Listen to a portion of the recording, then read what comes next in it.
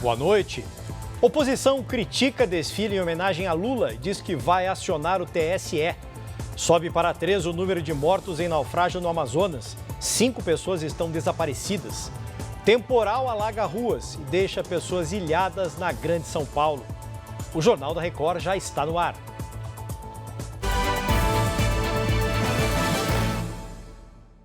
Oferecimento Bradesco. Ajuste seus limites do Pix para um carnaval seguro. Subiu para 3 o número de vítimas do naufrágio em Manaus, no Amazonas. O corpo de Fernando Grandez, de 39 anos, foi localizado pelos bombeiros e encaminhado ao Instituto Médico Legal. A embarcação em que ele estava virou na região do encontro dos rios Negro e Solimões na última sexta-feira.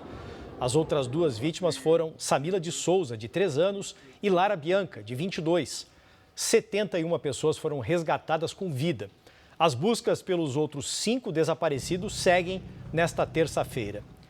Uma forte chuva provocou estragos na Grande São Paulo nesta segunda-feira.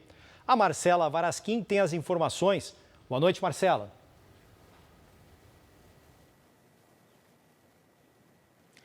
Boa noite, Emerson. A chuva provocou alagamentos e deixou pessoas ilhadas na cidade de Guarulhos.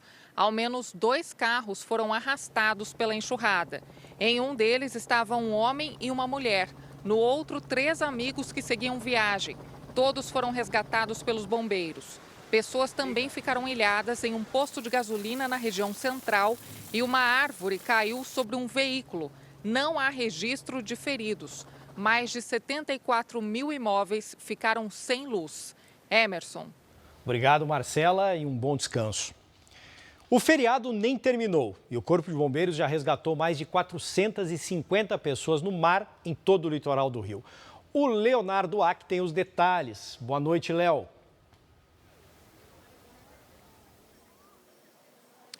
Boa noite, Emerson. Boa noite a todos. Olha, com calor na cidade, as praias estão lotadas nesse feriado. O mar é um convite para se refrescar, mas também pode ser muito perigoso. Segundo os bombeiros, desde a última sexta-feira foram registrados 453 resgates no litoral fluminense. E desde o começo do verão, já são mais de 4.800 resgates. Agora, além da presença reforçada na faixa de areia aqui no Rio, os bombeiros usam drones para monitorar áreas mais cheias e agir rapidamente quando alguém está em perigo. Agora, a orientação é sempre ter prudência e nada de mergulho à noite por conta da visibilidade que diminui bastante. Emerson. É preciso ter cuidado para terminar bem o feriado. Obrigado, Léo. Os ciclomotores, aquelas motos menores, já fazem parte da rotina do trânsito em todo o país. Mas a tolerância acabou. Desde o início do ano, placa, registro e habilitação são obrigatórios. Quem descumpre a lei pode ser multado e ter o veículo apreendido. Na região do Comércio Popular do Brás, em São Paulo, os ciclomotores estão por toda parte. Tem quem anda conforme a legislação, mas flagramos também condutores sem capacete, na contramão e até circulando nas calçadas. Não tem buzina, não faz nada, aí vai passando, quase derrubando o povo. Desde o início deste ano, quem tem ciclomotor precisa emplacar, licenciar e ter habilitação nas categorias ACC ou A. E a circulação é restrita às vias.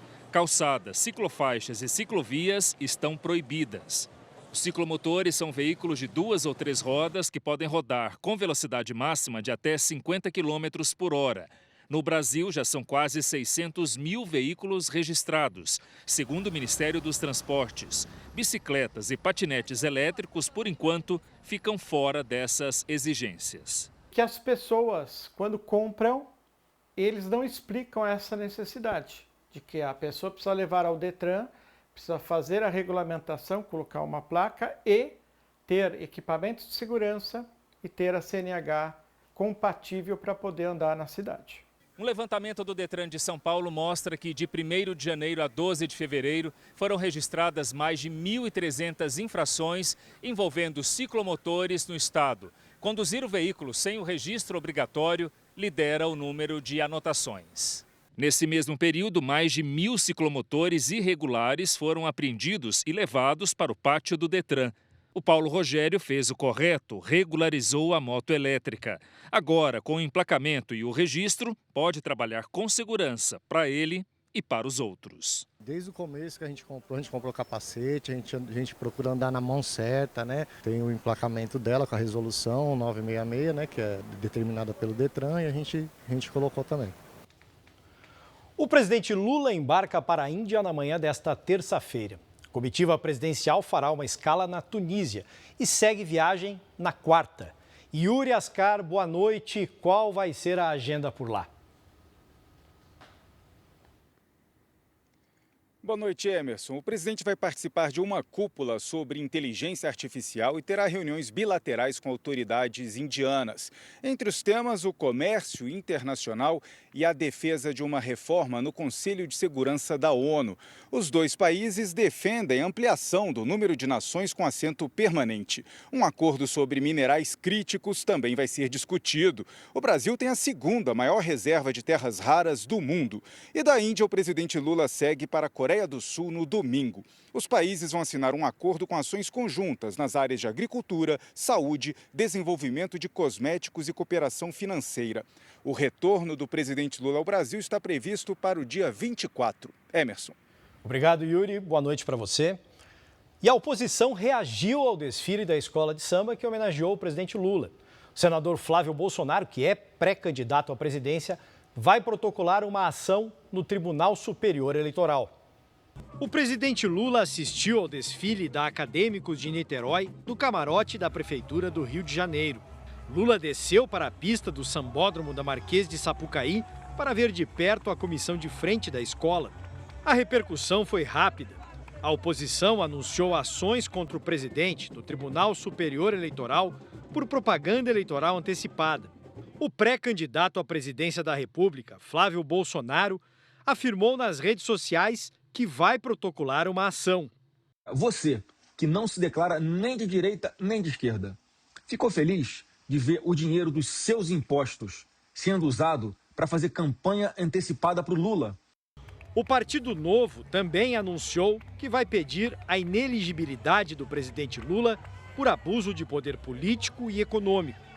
Em nota, o PT esclareceu que o enredo apresentado pela escola de samba é a manifestação típica da liberdade de expressão artística e cultural, plenamente assegurada pela Constituição, e que o desfile ocorreu sem financiamento do Partido dos Trabalhadores ou do presidente Lula.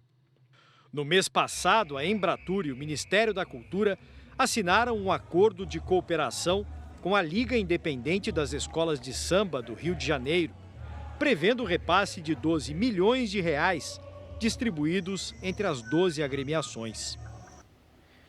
O governo federal começou a pagar nesta segunda-feira o abono salarial para os nascidos em janeiro. Mais de 2 milhões de pessoas têm direito ao benefício. A consulta está disponível no portal GovBR. Tem direito os cadastrados no PIS ou no PASEP que receberam salário mensal de até R$ 2.766 em 2024 e tenham trabalhado por pelo menos 30 dias no ano. Nos Estados Unidos, um ataque a tiros em um jogo de hóquei no gelo entre escolas deixou 3 mortos, incluindo o suspeito. Ao menos 3 pessoas foram levadas ao hospital em estado grave. A polícia de Rhode Island não identificou as vítimas, mas trabalha com a hipótese de que se trata de uma desavença familiar. Segundo testemunhas, mais de 10 tiros foram disparados na arquibancada do ginásio. O suspeito foi encontrado morto no local. Nesta terça-feira, negociadores dos Estados Unidos e do Irã vão se reunir em Genebra, na Suíça, para discutir um novo acordo nuclear. O presidente Donald Trump disse que vai participar indiretamente das conversas. Em entrevista a jornalistas a bordo do avião presidencial, Trump revelou que os iranianos estão dispostos a chegar a um acordo. O governo do Irã não respondeu ao comentário de Trump, mas neste domingo afirmou que um pacto duradouro depende de boas condições para ambos. Enquanto isso, os Estados Unidos aumentam a presença do exército no Oriente Médio. Segundo a imprensa americana, o objetivo é ter opções diplomáticas e militares para combater o regime islâmico. Como demonstração de força, a Guarda Iraniana realizou exercícios no Estreito de Hormuz. Em Cuba, a espera para abastecer os carros pode levar meses. Em meio ao embargo americano, o país está fazendo um racionamento de combustível. Os cidadãos que quiserem comprar gasolina terão que se cadastrar em um aplicativo do governo. As solicitações por combustível ultrapassam 10 mil por dia, mas os postos têm autorização para abastecer no máximo 90 carros diariamente. Ainda assim, cada pessoa só pode comprar 20 litros de gasolina. Mais de 90 mil cubanos já se cadastraram e estão na fila virtual. Um trem comercial descarrilou nos Alpes suíços e deixou 5 pessoas feridas. De acordo com a investigação preliminar, uma avalanche pode ter atingido os trilhos antes da passagem do trem, o que teria provocado o descarrilamento. 29 pessoas estavam a bordo. Funcionários da companhia removeram a neve acumulada na estação. O acidente foi no sul da Suíça, que está em alerta para o risco de avalanches. Morreu aos 95 anos nos Estados Unidos o ator Robert Duvall. O artista se destacou pelas atuações em O Poderoso Chefão e Apocalipse Now. Durante a carreira de 60 anos, Robert Duvall trabalhou em clássicos do cinema, como a franquia O Poderoso Chefão e Apocalipse Now, ambos do diretor Francis Coppola. Ele foi indicado ao Oscar por 7 vezes. A mais recente, como ator coadjuvante, no longa O Juiz, lançado em 2014. Mas foi em 1984 que levou a estatueta de melhor ator por interpretar o papel de um ex-cantor country alcoólatra em A Força do Carinho. Robert Duvall morreu em casa no último domingo, no estado americano da Virgínia. O ator, nascido em San Diego, era casado com a atriz Luciana Pedraza e não tinha filhos. E agora, futebol. 8 times seguem vivos no Campeonato Paulista. Todos os 4 grandes se classificaram para as quartas de final. Vamos ver como foi a última rodada da primeira fase. Parecia o painel de voos dos aeroportos, com mudança de confrontos a cada gol. O Palmeiras perdia para o Guarani por 1-0 e ia enfrentar o Corinthians. Depois, o São Paulo. Aí, Flaco Lopes empatou o jogo e o adversário passou a ser o Santos. Mas o capivariano fez este gol no Botafogo aos 50 minutos do segundo tempo. Conseguiu a vaga em 7º lugar e virou o adversário palmeirense. Não podemos jamais pensar que vai ser um jogo fácil. Vamos com certeza focar muito, treinar muito, trabalhar muito para poder nos classificar. O Novo Horizontino perdeu para o Red Bull Bragantino com direito a gol do goleiro Cleiton. E mesmo assim terminou com a melhor campanha geral. Vai pegar o 8º colocado, o Santos, que goleou o rebaixado Velo Clube por 6-0. A boa notícia foi o retorno de Neymar após 55 dias afastado.